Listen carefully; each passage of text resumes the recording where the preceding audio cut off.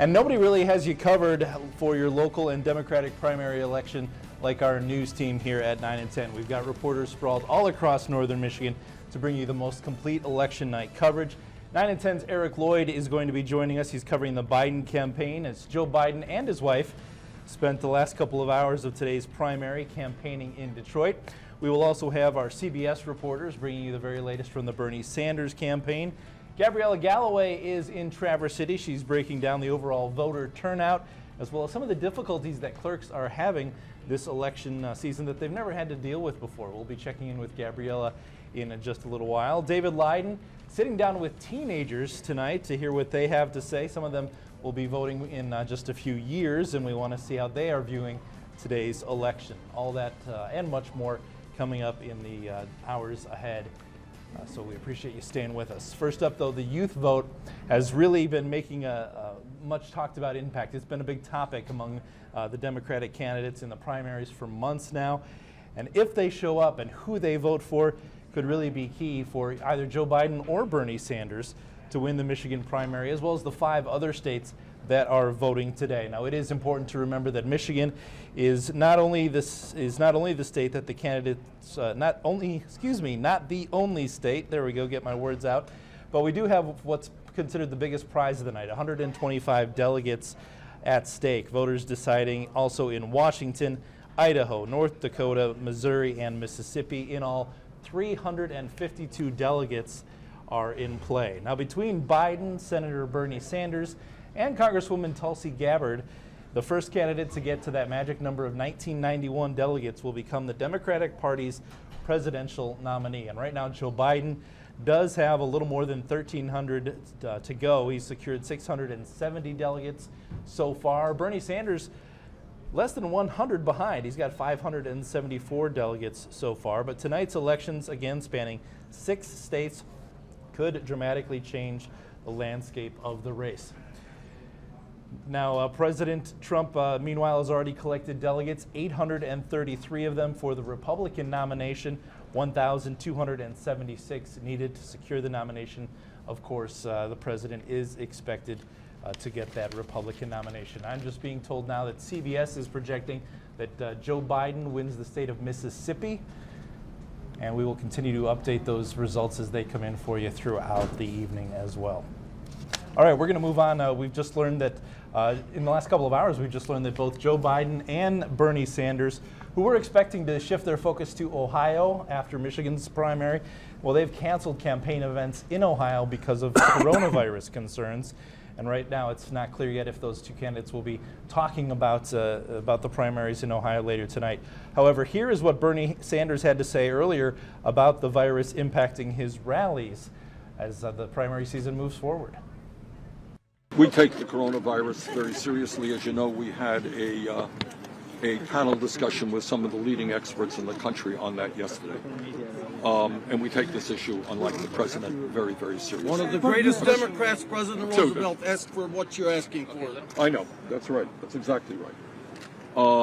And what we are doing wherever we go, whenever we do rallies, we consult with public health officials, because the last thing in the world we will ever want to do is put anybody in danger.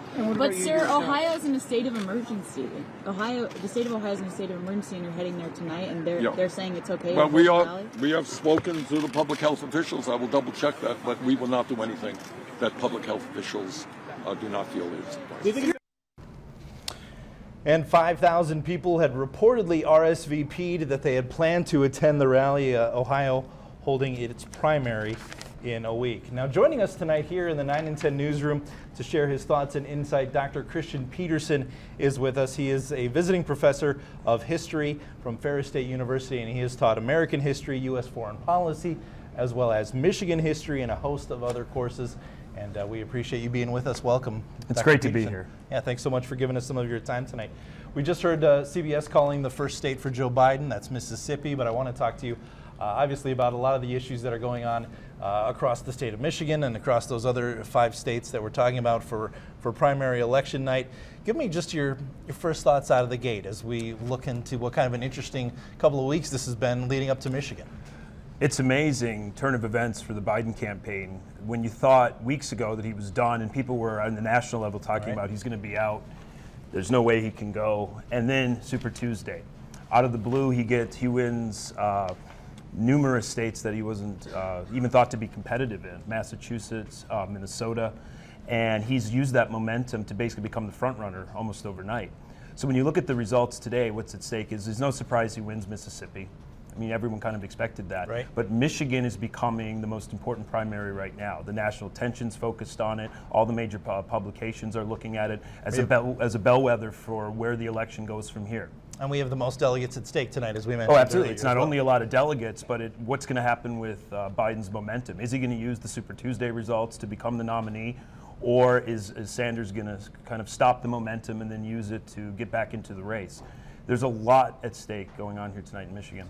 I want to talk to you about something you said, and you and I had talked about a few minutes before we went on the air tonight, and that is just a few weeks ago, it looked like Biden's campaign was dead. And there's a lot of speculation about what was going on behind the scenes with all these other candidates dropping out, Mike Bloomberg, Amy Klobuchar, ultimately Pete Buttigieg, and Elizabeth Warren. So what in your mind led up to this massive sway all of a sudden in the last minute? And it seemed almost, I don't know, just it seemed so sudden leading up to Super Tuesday, all of a sudden at the last minute, just this monumental shift. Well, I think the most important factor was Biden won the South Carolina primary. He got the endorsement from Majority Whip Jim Clyburn, which as a major African-American politician, he seemed to be saying that Joe Biden, who's voting, if you look at polls, his numbers were slipping with African-Americans. He seemed to give him his stamp of approval, and he used that South Carolina primary to begin build momentum. He wins it when he wasn't necessarily expected to win it, so it shows that he's good in the South. And then he basically, when you have people beginning to drop out of the race or suspend their campaigns, a lot of those people, like you just said, endorsed Biden. So a lot of people who were on the fence trying to figure out what's going on, they decided Biden is someone we can live with. And as poll after poll shows, a lot of people are like, how can we beat Donald Trump? And Biden seems to be the candidate that people are like, well, we don't have our preferred candidate, but he's someone who can still win. Sure. He's someone we know. He has a long history of politics. So Biden seemingly comes out of the blue, but he's a candidate that doesn't seem to have a lot of the negatives associated with others. We have been hearing all along, though, from Bernie Sanders, I'm the guy who can beat Donald Trump. And it almost seemed to me like that campaign was a little shell-shocked by this mass turn of the tide for Biden. They were absolutely shell-shocked. Everything I've read suggests they didn't see it coming. It seems like a quote-unquote, a lot of moderate Democrats at the pretty much right up to the last minute were still trying to figure out what to do, and they've just broken toward Biden. A lot of what I'm reading and a lot of what I see is that a lot of people are unsure if Sanders can actually win, how he'll do with various demographic groups, including African Americans, including in the South. And Biden has been effectively, through a lot of shrewd political strategy, which I can say more about, has been able to make the argument to a lot of people on the fence is that not only can I keep the Democrats that brought us to our wave of success in the House of Representatives in 2018, I can also win a lot of the Democrats who are, when I say Democrats, people who voted for Obama in 2012 and then switched and voted for Trump in 2016. Right. I can win those back. And that's why he has to do well in Michigan, because if he can win, show strength in electoral strength in Michigan, that he's winning back voters who went to Trump in 2016, that's a winning combination to kind of unite the party and win people on the fence. That's what Biden hopes to show here tonight by a good showing in Michigan.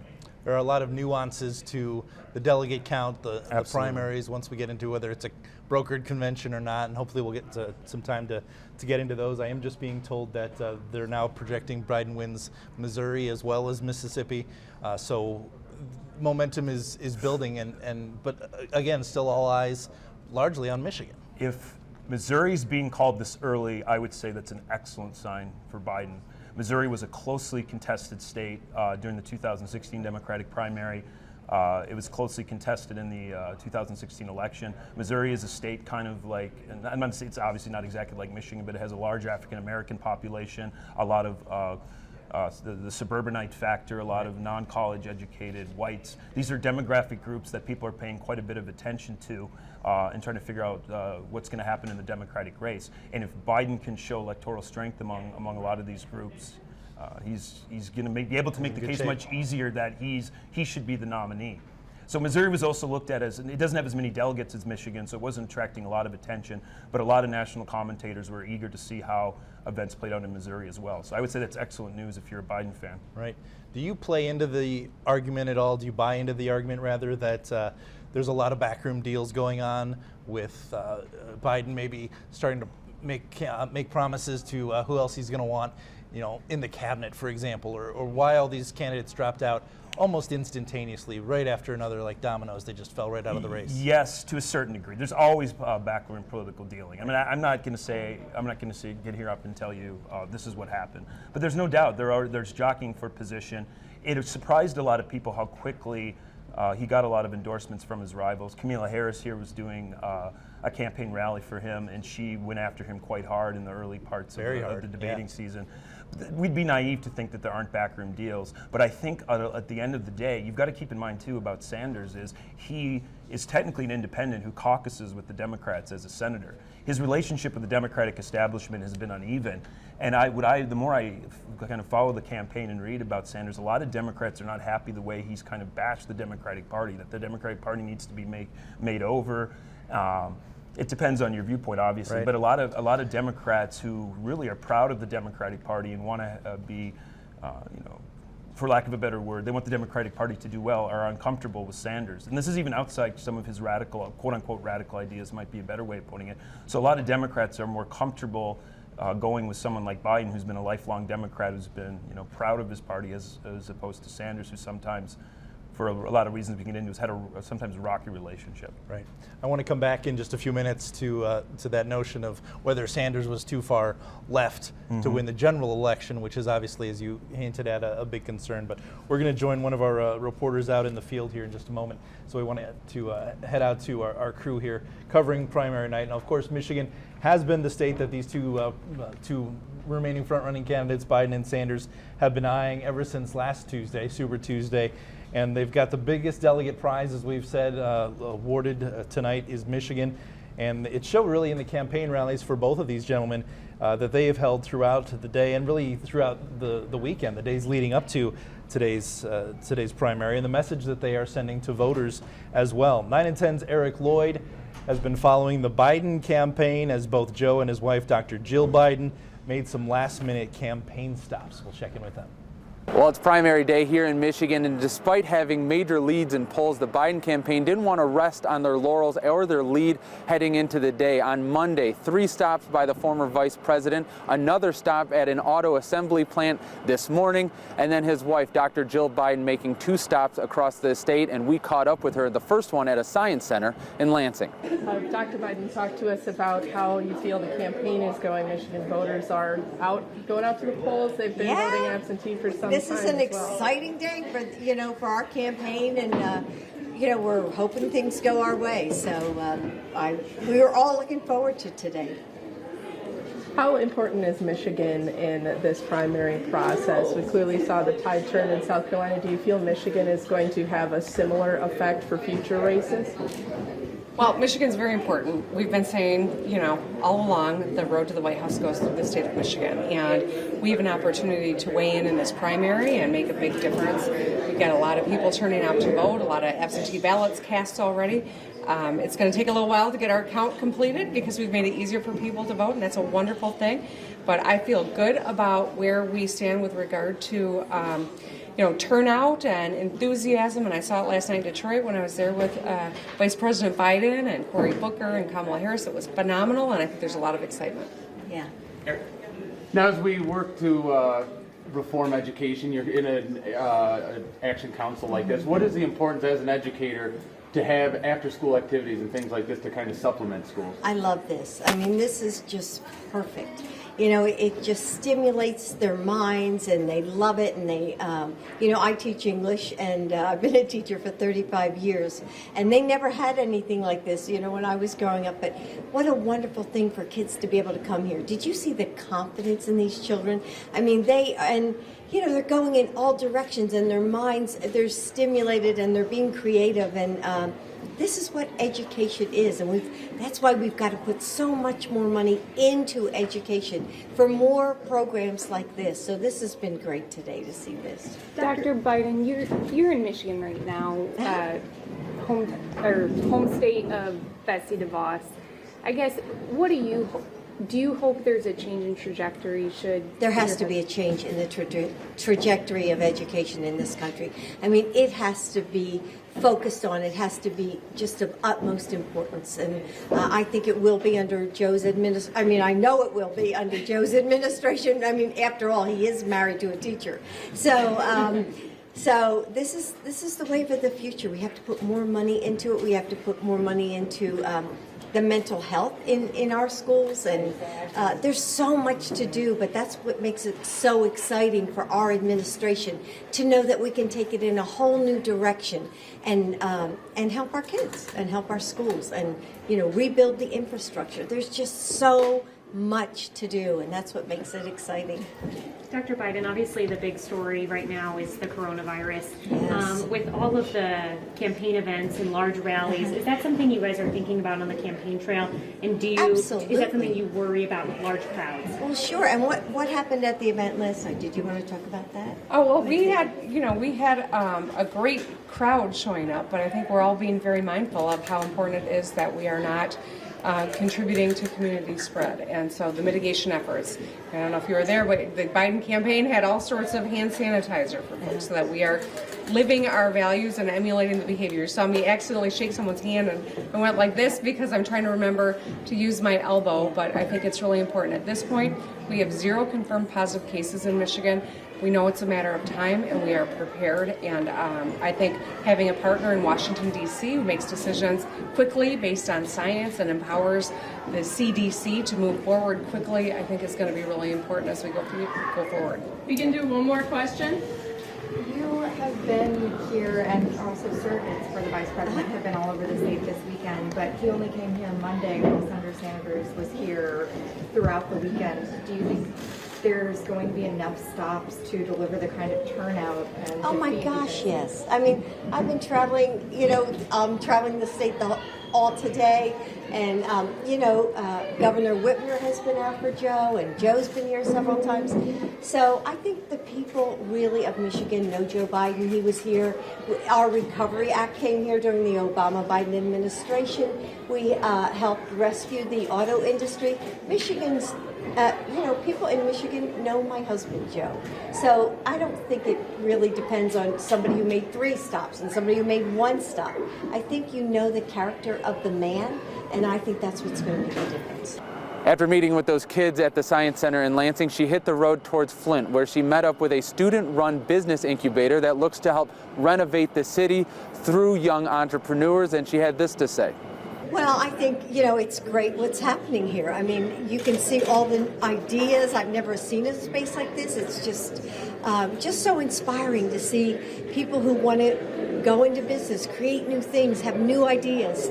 And so it comes from all different places. And STEM education is one of those, is just the beginning. And you can see how all these different ideas, it's just about creativity. Yeah. Thoughts on, being here in Michigan, here in Flint, what are you taking away from being from this trip? Well, it's great to be here in this space, and I'm trying to get to different cities in Michigan. Michigan is very important to us, and so I feel good about the race, and with Cynthia in it, and we're in it together, right? That's right. Yeah, we're going to do this. So it's just we're not taking anything for granted, and this is a marathon. We're just, we're sort of getting through this, and one step at a time. Go ahead. Well, I think it's great that, we are here today and see another face in the city of Flint, right? That we are victors, not victims, and I'm so happy that Dr. Biden was here to witness that, especially on this day, after the dual endorsement by the Neelys for the Biden family, because it takes a family really to lead. And so, Joe Biden's at the top of the ticket, but Joe Biden's right there pushing it right along, So it was just really wonderful for her to come here to be able to witness all what is really happening in our city that's positive. So I was going to ask any insight in the meeting with your husband this morning that kind of has stolen the headlines with his interaction with some workers? You know what? I have been on the trail since 8 o'clock this morning. I haven't even spoken to my husband. So that's the way it goes, but I'll talk to him later today. What kind of enthusiasm are you feeling out there today? Do you have any sense of Oh my gosh, I'm turnout? feeling a lot of really good positive energy, and that's what it takes. And I think voters are looking forward to change and new leadership, and we're going to do it. One more?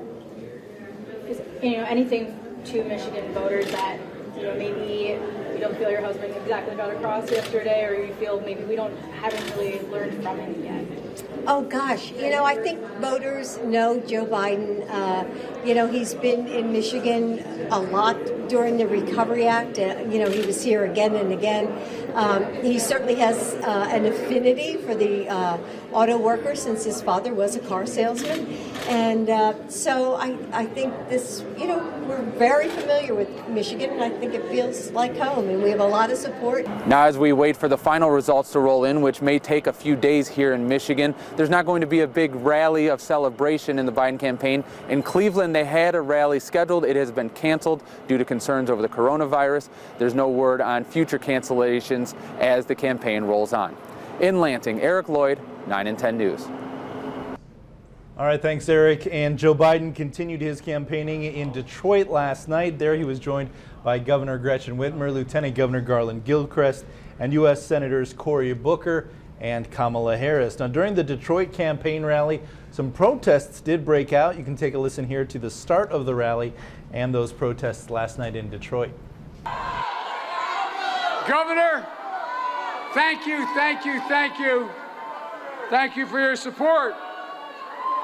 Your willingness not only to support me, but to serve as one of our national co-chairs has sent a powerful message all over Michigan and beyond Michigan. So, Governor, when I hear that great line you say, just fix the damn roads, well, let's just fix the country. Because we can do that. Just over a week ago, the press and the pundits had declared this campaign dead. Then South Carolina spoke. Then Super Tuesday spoke. And the turnout was incredible. And now tomorrow, Michigan, Mississippi, Missouri, North Dakota, Idaho, Washington State, you will be heard. And Michigan, I'm counting on you in a big way.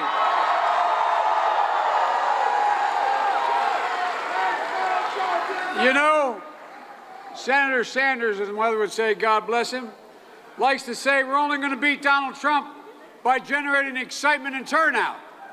Well, guess what? On Super Tuesday, we turned out 70% more voters than ever voted there. And guess what? They voted for us. North Carolina, 19% more voters. Texas, 40% more voters. I can go on. Folks, look, he's right. We're going to turn out a Democratic Party. We're going to turn out a party that is supported by the backbone of this country. Look, the fact is that this movement we started and all of you are part of is generating an incredible amount of motion around the country. Folks, we can't create a movement without there being it powered by being people who have been the base of the Democratic Party. I didn't. Are you with Donald Trump?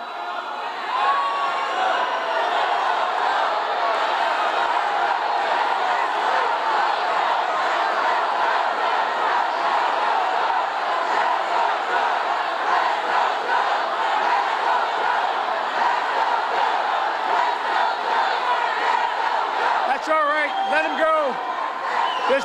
It's not a Trump rally. It's not a Trump rally. Let him go. Let him go. Let him go. The Bernie bros are here. Let him go. Folks, let him go. That's okay. That's okay. That's okay. Let him go. Let him go. This is not a Trump rally.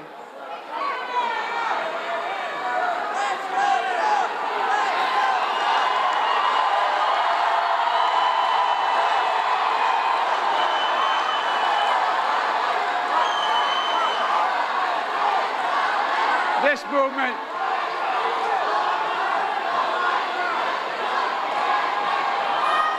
See, folks,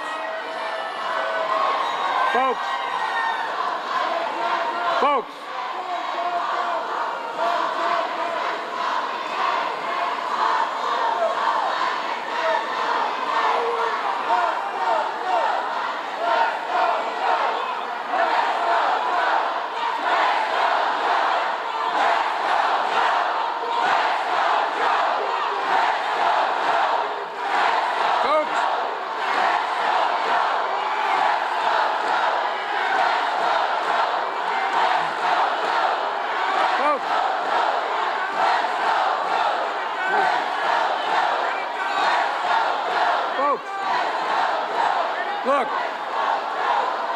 this is what's wrong.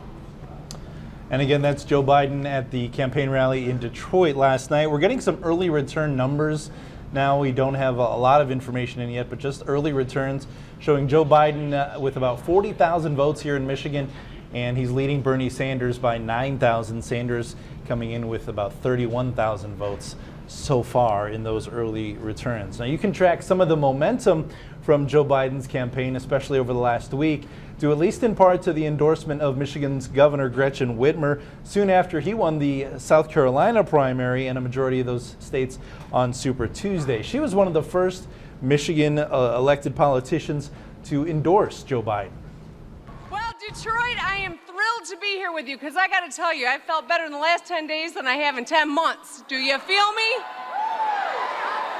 And here's why. I decided to jump on and endorse Joe Biden. And you know why? Because Joe knows Michigan.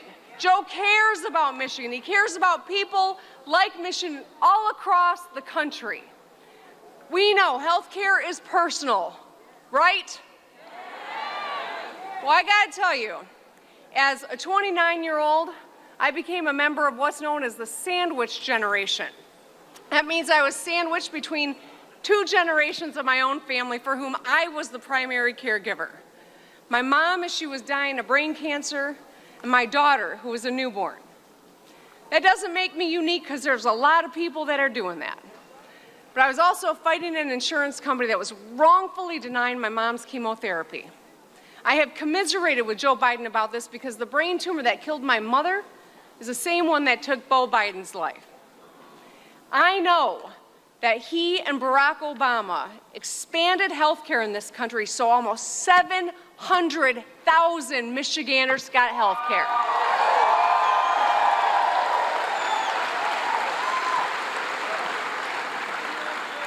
And if that's not personal enough to many of us here in Michigan, I'll tell you what else is.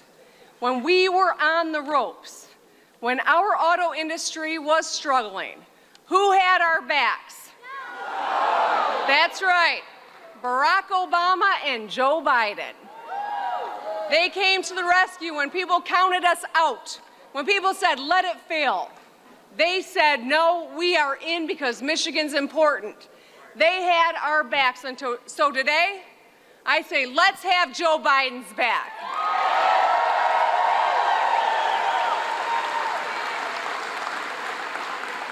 In a political discourse where it is so nasty, where people are looking to fracture us and divide us, burn bridges, build walls, we need someone who will build bridges, and that's who Joe Biden is.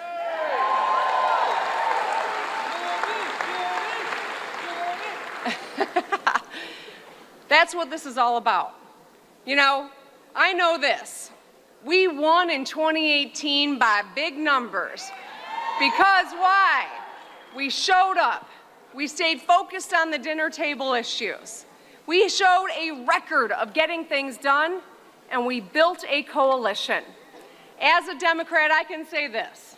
I am proud of all the people that put their names on this ballot to run for president. There's a source of inspiration in every one of them, whether it was Pete Buttigieg, or it was Elizabeth Warren, or Amy Klobuchar, whether it was, I don't know, a couple other people that I'm thinking about. All right, hold on, I'm getting there. What I love about Joe Biden, though, is he knows how to build a coalition. I'm riding with Biden, and everyone else has a seat, too. And that's Governor Gretchen Whitmer speaking at the Biden rally, and that was yesterday in Detroit.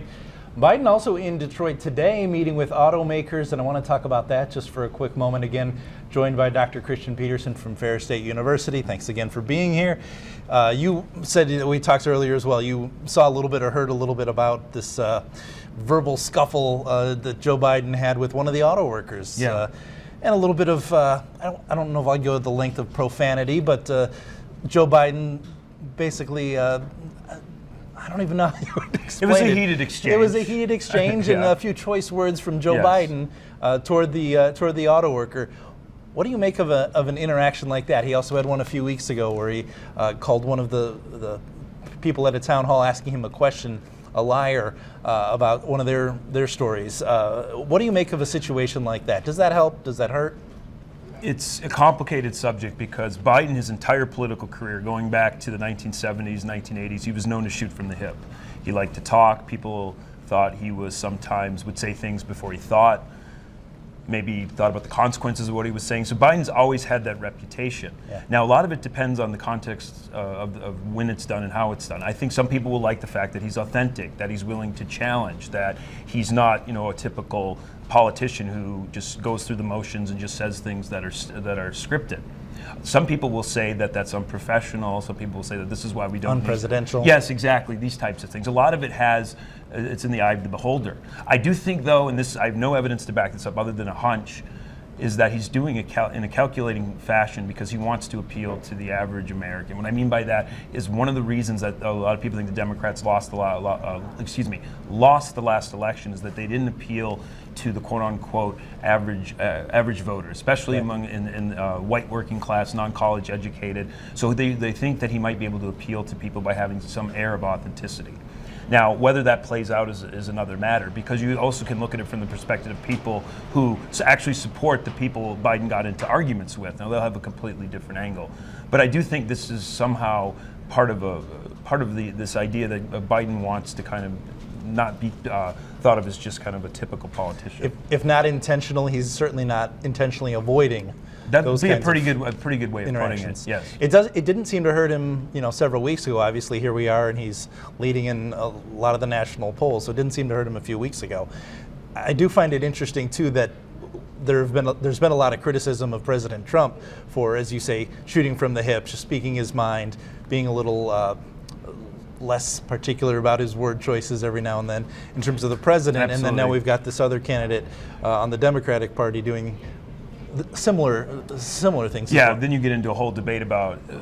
I'm hesitant to say things because you're getting into the particulars of each situation that they're complaining about. But I do think, on some level, this is what a lot of people would expect from Biden, and especially with the exchange in the auto factory. You have, I think, it's a pretty good way of looking at all the issues that. Let me put it another way. It makes it hard to predict how people will vote sometimes, because some people who may not like Biden's stance on, say, guns or trade or other issues might like his stance that he's not wanting to overhaul the healthcare system like someone like Sanders would.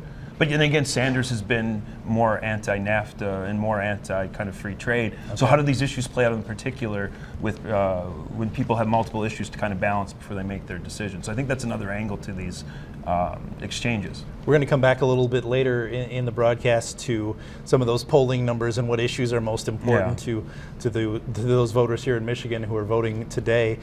As I said, we'll come back to that. But just lastly, wrapping up with Joe Biden before we transition over to Bernie Sanders. And really this applies to both of them. In terms of the polling numbers, how much stock do you put in those at this point, especially given what happened in 2016 when there's a lot of criticism that the polls were just flat out wrong? A loaded question, but an important one. In general, I would put some stock in them, but not a lot. Like, it would not shock me if they were completely wrong. And the more I read on the subject, pollsters don't have all the answers figuring out why they get things wrong. Now, they have a lot of hypotheses about, not voters who are giving false answers, or they can't contact enough voters especially non-college educated voters who live in rural areas. They don't seem to know how to contact them. People that actually don't show up when they say they're not. They've come up with all these different reasons for these poll problems. I think you have to look at it. Polls are a tool. They give you insights, but you're never going to fully know until the votes have gone down. So at the end of the day, when I read polls, I'm like, maybe. And then I kind of then say, we'll see what actually happens. And I know that may come across as a wishy-washy answer, but democracy, as we practice it in America, our versions sometimes can be unpredictable. And a wishy-washy answer is safe. I mean, we learned that 4 years ago. We learned that with Obama. Has it ever done well for anybody to basically guarantee results on anything? I mean, look at it. I mean, not to go too far down the history path, but when almost everyone was convinced that Harry Truman would lose the 1948 election. I mean, to the point newspapers were pointing, with headlines that Dewey defeats Truman. So, I mean, this is not completely unprecedented that you get poll numbers wrong. And the more experts, and I don't want to speak, I'm not an expert in journalism or media or how polls are done. I'm a historian, so just, you've got to, people out there remember that. At the end of the day, it's a difficult thing to do. You're making educated guesses, but I would say this: you really get into murky waters when you basically seem to think that you've got an answer to get into the minds of people. I found that is almost an impossible task. You can make general guesses, but you can never really know until it's all said and done. And Bernie Sanders certainly banking on the possibility that those polls are wrong, looking forward to what he hopes is a proverbial upset tonight. Absolutely. Yeah. He's got evidence to back it up on some level. I mean, he's right that the polls are off in 2016. He did it 4 years ago. I would not say it's a crazy idea. I mean, I think there's... If Sanders wins and defies the polls, I don't think it would be shocking. Like, I wouldn't sit here like, oh my gosh. What happened, right? But then again, I would, based on what has happened so far in the election, where Biden is showing strength among African Americans, he's showing strength among suburbanites who may trend in the past toward the Republican Party. He did very well in Virginia with all demographics that people are looking for. College educated, women, especially in the suburbs. He did better than expected among non-college educated whites in Virginia. Okay. The rates of voting were up. So if those patterns hold from the others that we saw on Super Tuesday, he should win in Michigan. But we'll see. Should. All right, we're going to talk about the delegate count, and I'm just getting some numbers in that Joe Biden's lead in Michigan is still over Bernie Sanders. We've got 700 delegates now for Biden, over 577 for Bernie Sanders, and Biden up by about 4,000 votes in the state of Michigan at this time. We're going to switch to the Bernie Sanders campaign. Senator Sanders, who put the finishing touches on his campaign in Michigan today before leaving for Ohio. The Democratic candidate told supporters that he believes he is still the strongest candidate to defeat Donald Trump in November. In terms of what Trump is doing, I honestly believe that we are the strongest campaign to defeat the most dangerous president. That's right. That's right. We're going to defeat him because we are the campaign of energy and excitement. Yes. We are the campaign that brings people together, not divides them. We are the campaign that is appealing to the aspirations and dreams of young people all across this country. That's right. And it is young people who will determine the future of this country. And in a general election, we're going to bring them out and bring them out in big numbers. That's right. Last point that I would make here in Dearborn. We are going to end the divisiveness, the hatred which comes from the White House today. We are going to bring people together. We have to win them all. And, we are, 80 or 90 delegates behind. We got a whole lot of delegates to go. And I think that at the end of the day, in a two-person race, when our record is compared to Biden's, when our vision is compared to Biden's, when we have that debate in Phoenix, I'm feeling pretty good.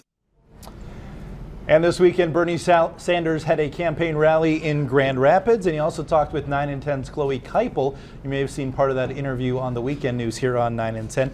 But here's a look at their longer conversation. Good afternoon, Senator Sanders. Thank you so much for joining us. Let's just jump right in. Traverse City, Michigan is known as the cherry capital, but recently local farmers have been struggling to make a profit because of competition from cheap foreign imports. How would your trade policies help northern Michigan farmers? Well, I believe in trade policies that benefit workers and farmers, not just the CEOs of large corporations. And I got to tell you that for Michigan in general, the trade agreements like NAFTA and PNTR with China were in fact a disaster and resulted in the loss in Michigan alone of some 160,000 good-paying jobs. I voted against NAFTA, I voted against PNTR with China, and my opponent, as it happens, Joe Biden, voted for both of those agreements. That's one of the important differences in our record. Thank you. And we have a lot of hunters in our community. What is your message to them about gun ownership and gun control? Well, I come from a state which is a very, very rural state. And we have a whole lot of hunters in Vermont. But my view is that given the horrific level of gun violence right now, we need to go forward with common sense gun safety legislation. And that means we do need universal background checks. We do need to eliminate the gun show loophole. And we do need to ban the sale and distribution of assault weapons in this country. Thank you. And what is your plan to protect the Great Lakes? Well, I'll tell you something. Right now, we have a president who is taking the environment out of the Environmental Protection Agency. All over this country, we're seeing an increase in pollution.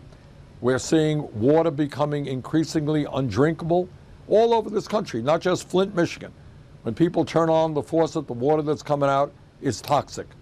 So we need to have an Environmental Protection Agency that actually protects the environment and not the polluters.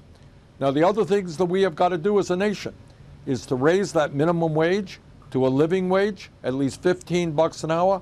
And I believe that we've got to join the rest of the industrialized world and guarantee health care to all people as a human right through a Medicare for all single-payer program, which will save the average person substantial sums of money, will lower the outrageous cost of prescription drugs, which in some cases in this country is 10 times more than it is in Canada or other nations. Thank you. And on the note about the environment, how do you feel about Line 5, an oil pipeline that runs through the Straits of Mackinac, and how do you plan to help Michiganders meet their energy needs? I'm opposed to the pipeline. I believe in what the scientists are telling us. And it's important that we listen to the scientists, unlike Donald Trump, who is ignoring science. And what the scientists are telling us is that climate change is an existential threat to our country and, in fact, to the entire world. And if we don't rapidly and aggressively transform our energy system away from fossil fuel to energy efficiency and sustainable energy, and in the process of doing that, I believe we can create millions of good-paying jobs. But for the sake of our kids and future generations, we're going to have to transform our energy system here and all over the world. That's what the scientists are telling us. I believe in science. And last question, why should Northern Michigan voters support you? Because I have spent my entire adult life standing up and fighting for working families in this country. Many of the ideas that I advocated even 4 years ago helped transform the political conversation in this country.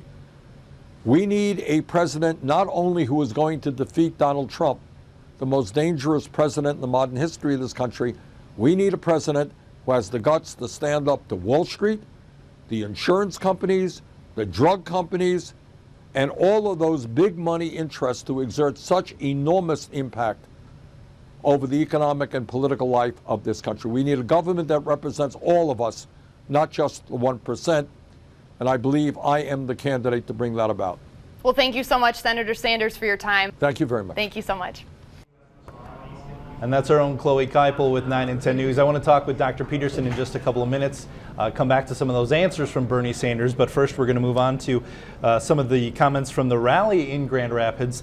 And one of the voters there who talked about why they were voting for that senator coming from Vermont. He cites how they believe that Sanders targets the youth vote and also comes across as very authentic. I brought about a lot of people with me. He has been the same person since, forever. He's a social justice man. He fights for the common person. He wants universal health care. I personally know a lot of people that are affected by the medical industry, like bankruptcies and just not being able to go to the doctor. And then this election's like, oh, we have to stop Trump. He fights for the common man. He has the empathy that you look for in a person. And another voter says that this will be the first election where they get to decide who should become a presidential nominee. The young voter says that they are voting for Sanders because of his passion. It's a gut feeling, honestly. I feel really comfortable, and he's honest. It's truth. He's got facts. He's got evidence. I definitely think it's important for us all to vote. It's my first election I can actually vote for the president. He has passion. He's passionate what he's doing, and he has empathy, and he wants to help people. And I hope the young people come to vote. I mean, that's the big thing. We have the numbers, but if we come together, we definitely win this. And results are still coming in. Of course, the state expects that some of these results will not be counted until well into tonight and overnight. That's, of course, due at least in part to the absentee ballots. But we're starting to get some of those results in now as we've been updating them for you throughout the night. And we're going to get some results from our own Whitney Amon, who is live in the studio at the touchscreen. And she's breaking down the votes that are coming in right now to find out how Northern Michigan has voted so far. Hey, Whitney. Hi, Bill. So yes, those polls closed just about 45 minutes ago, so those first numbers have just started coming in. Taking a look at Michigan as a whole, right now Joe Biden leading with 497,000, Bernie Sanders 443,000, and of course Tulsi Gabbard pretty far behind with 6,000. Now let's take a look at some of the counties here in Northern Michigan. Of course, all of the blue are the ones Joe Biden is winning in currently, Bernie Sanders with the green. Just taking a look at Marquette. Bernie Sanders pulling out the win with 351 so far, Joe Biden with 158. Also, Grand Traverse County with 2,332, Bernie Sanders 2,191. Now taking a look at the ones where Joe Biden is leading, Kalkaska County with 480, Bernie Sanders with just 246. Now heading more downstate, Bernie Sanders is pulling out the win here in Kent County, Allegan County, and Kalamazoo, along with Washtenaw, and Joe Biden here with Oakland County with 96,000, so a 30,000 lead over Bernie Sanders with 66,000. Now, as we have been telling you, we are still waiting to get even those first numbers from many counties across the state, and it could take even several days to get those final numbers. This is something we have been telling you about because of the changes to our voting system. That includes the expanded absentee ballot process and being able to register up until the polls closed tonight at 8 o'clock. We not only have crews out in the field working to bring you live updates throughout the night, but our newsroom is also busy working to bring you the up-to-the-minute numbers. Taking another look at our state as a whole, right now Joe Biden 504,000, Bernie Sanders with 448,000. I'll be here at the touchscreen all night, keeping a close eye on these numbers. Bill? All right, thanks, Whitney. I'm scrambling here and making notes as you share those with us. We appreciate it. So Biden up by looks like about 56,000 votes over Bernie Sanders right now as a state. One thing that jumped out at me just from what Whitney was sharing was that Bernie Sanders is winning in Grand Traverse County, for example. Obviously, this only matters so much in the grand scheme of things because it really matters at the end of the night where the grand totals are. But you see Southeast Michigan going for Biden at this point. There's a strong sliver there along the western edge, as you can see earlier on that map, where that's Bernie Sanders territory. Yeah, what it seems to me is you've got to look at places like Kent County will be a very important bellwether of where the election is going. Macomb County is also going to be looked at. I mean, one of the things that people pointed out in the 2016 primary is that Sanders tended to do very well against Clinton in typically Republican counties. So like you go out to the west, he did especially well in western Michigan, like Mecosta County, where I'm from, and others, that he seemed to do, just batter Clinton in these counties. And the way that the election got close was because, Clinton made up for it on the eastern part of the state. So I would watch. One of the things that stood out to me looking back at the 2016 results is how much Biden defeated Clinton in Kent County. That surprised a lot of people that he had he had such a huge margin. So then he gets into all these factors that we're looking for as bellwethers. How does, how many young people get out and vote? Not even getting into the whole debate about the absentee ballots, where they're going to fit into this. Where how are the suburbs doing, especially among women in the suburbs? Like a lot. Then you get into the specific debates, but so far, if I'm looking at what I've seen so far, and once again, I don't have every up-to-date statistic, sure. But I would say the results so far are going pretty good for Biden, or pretty well for Biden if you look at what I've seen on the screen so far. Very similar to 2016 in terms of that stretch along the west, still remaining loyal to Bernie Sanders. That'll be interesting to see how that carries throughout the rest of the evening. And really, we've got this situation where you're talking about the young voters, for example, and we talked again earlier here in the newsroom. One of our colleagues, Ryan, said his cousin texted him from Michigan State, and he was in line for 3 hours, still waiting to vote. Most of the other comments I've heard, though, are walk in, walk out, no line at all. But that turnout is really a factor, and then which of those voters are willing to stand in line for 3 hours?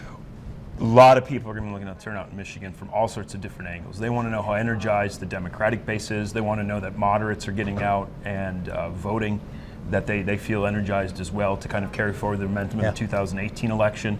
Some commentators are also interested, which is not so much what we've been focusing on tonight, is how many Republicans actually go out and vote in the primary for Trump. Even though it's a foregone conclusion he will win, some people have made the argument that if a lot of Republicans show up anyways to vote, it will show how committed they are to the maintaining the momentum of the Trump presidency as they see it, and defeating the Democrat in 2020. So people are wondering how those numbers might play out. And I've also heard the strategy to vote for Biden no matter what, because they want to push that all the way to the convention. They don't want this to be a foregone conclusion for Joe Biden and just have Bernie Sanders, drop out in another week or two. They want to force this all the way to the finish line. And I found that interesting in my emails here at work, that there were actually those email pushes, go out and support Bernie, almost acknowledging the potential for a loss. Go out and support Bernie because we want this to go to the convention.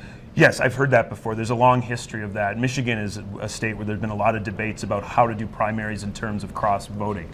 Like a lot of Democrats were quite angry when George McGovern won the 1972 Democratic primary, and he wasn't really he ran as a Democrat, but he was a well-known, governor of Alabama with a lot of racist baggage. So people are like, why should Republicans be able to vote in our primary, just to kind of, because they basically thought, they phrased it, it's a conspiracy against our party. So we can't get into all the history of that, but there's been a long tradition of that, Rush Limbaugh many years ago came up with all sorts of, just 4 years ago, but in general, he's not been against advocating cross-party voting in order to weaken the Democratic Party. So this is a long debate. It doesn't surprise me. When I was doing research on the election for this piece, so a lot of people in North Carolina were arguing to vote for Sanders because they thought Sanders can't possibly be president. So each people has their own kind of spin on how they want to weaken the party by voting and doing the cross-party primary voting. So it's a major issue, but I don't think at the end of the day it's going to determine the election. Well, and lastly, there's the question of whether Sanders is far left of Joe Biden. That would help him in theory win the primary, but then when you get to the general election and it's up to everybody to vote, being far left certainly doesn't help you when it comes to the general election in November. Well, he definitely has that reputation among many people, just by what I read, anecdotal evidence, people I talk to. Like a lot of Americans, I think when they look at someone like Barry Sanders, and I'm just thinking off the top of my head. Bernie Sanders. What did I say? Barry Sanders. Barry Sanders. Not the football player. Whoa, you know what I mean. I Bernie got Sanders. The Detroit Lions are on my head based on what I heard in I play hockey, and someone was talking about Barry Sanders. But you know what I mean. Bernie Sanders. A lot of people think of him as very radical. They don't want to lose their health insurance program or their private health insurance plans. That if you look at what Sanders is proposing, it's essentially nationalizing the health insurance industry, turning it into government-run health insurance. And we can debate the concerns, folks. We can debate the particulars. His comments about the radical changes in environmental laws, where we basically have all electric cars by 2030. Like, how is that going to happen? What are the costs going to be? They're uncomfortable with the way he's phrasing this radical agenda. So even though, if you look at the issues, Biden's probably more left, if you want to use that term, than he was when he was vice president, and he's picked up elements of the quote-unquote Green Deal supported by a lot of Democrats, but people are more comfortable that he's essentially going to go a little bit further perhaps to the left, but he's not going to be as radical as Sanders. That's something I'm seeing all over. I'm seeing that too, and part of that I think is to get the primary vote as well, to try to sway those voters. All right, as we wait for those results to come in, those polling places have had a pretty smooth day so far, but now of course comes the hard part, and that is accurately counting the results. And we're going to go now to 9 and 10's Gabriella Galloway. She joins us live outside the Governmental Center in Traverse City to talk more about what the Traverse City clerk had to say about this election. Gabriella. Bill, earlier today I spoke with the Traverse City Clerk about voter turnout. So here at Precinct 8 for Traverse City voters, 501 people came out to vote. Now that doesn't include absentee ballots, but we also talked about the influx of absentee ballots this time around and why there's been such a large increase. So voter turnout on today, the actual election day, has really been pretty typical for a presidential primary election. It's been sort of a steady trickle of folks. We always hope for the maximum number of people to show up. It's sort of on par, but I always like to encourage everyone to get out and vote. Polls are open until 8 p.m. tonight. Anyone who has any questions as to where they're registered to vote, where their actual voting locations are, they can go to traversityonline.gov/city clerk, click on the elections tab, and check where they go to vote. Great. And in terms of absentee ballots, something we've been talking about, big influx this year. Tell me a little bit about the demand that puts on the staff and, what this will mean for you guys. Sure. So there's been a tremendous uptick in the amount of absentee ballots that we've issued. So for this presidential primary election for 2020, we've already issued more than 200% more absentee ballots than we issued in the March 2016 presidential primary just 4 years ago. And that's really because, thankfully, the voters in Michigan in November of 2018 approved no reason absentee voting. So folks can vote absentee just simply for the convenience because they like to, they're more comfortable. And so that does create more demand on my team on the front end. But all that means is we have to plan for it, right? So we create additional bandwidth, we bring in more staff. We're going to add more absent voter counting boards come November. A key component to making sure that we're able to get the voting results